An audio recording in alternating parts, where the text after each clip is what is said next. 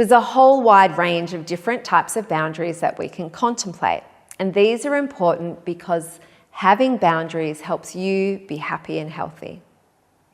Let's start by thinking about financial boundaries. So for some of us, we offer financial assistance to other people regularly, or we allow people to borrow money off us, and that might be difficult for us or put us under financial pressure, or we simply might feel uncomfortable about it. So when we think about financial boundaries, that's about our level of comfort in terms of money and other people. Then we also have physical boundaries or touch boundaries. Some people are really affectionate and they love hugs and kisses and all of that. They'll hug you hello, they'll hug you goodbye, all different sorts of things. You do not have to engage in affection or physical contact if that's not what feels comfortable to you. It is your body, so whether it's with friends or family members or your partner or your kids or grandkids, it's important to express the types of physical boundaries, the touch boundaries that you feel comfortable with, and let people know firmly but clearly if there's certain boundaries that you feel have been kind of overstepped and you've started to feel uncomfortable. We also have verbal boundaries, and I understand that in relation to how I speak to other people and how I let other people speak to me. So in a lot of relationships in our life, perhaps in our home, friendships or work, we sometimes can feel really uncomfortable with the type of language that people are using. And healthcare settings are no exception, so you can also feel uncomfortable with the language that your healthcare provider uses.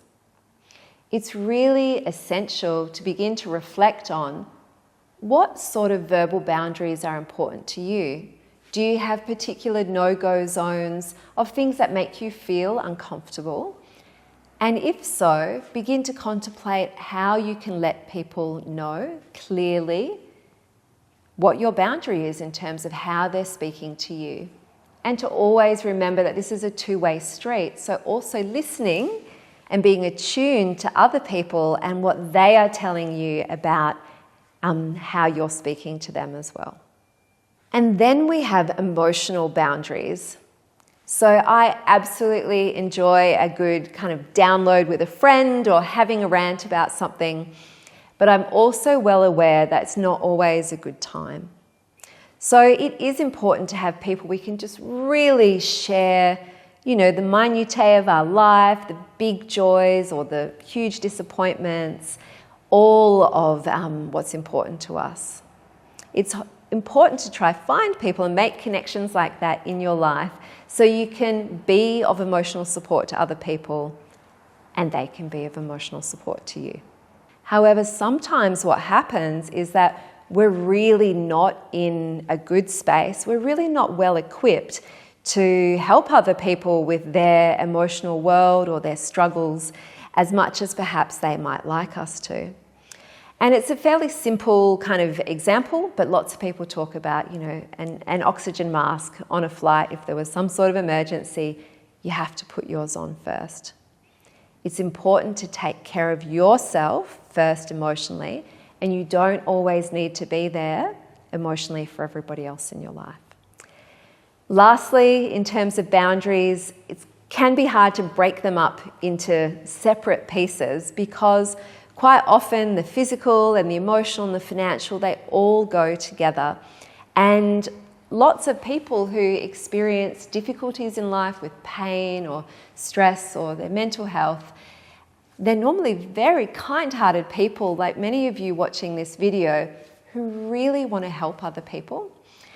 And so we find that there's an intersection of those boundaries where you're trying to, for example, emotionally support your kids. So you say you want to have their grandkids for babysitting. They say, can you have the kids for the weekend?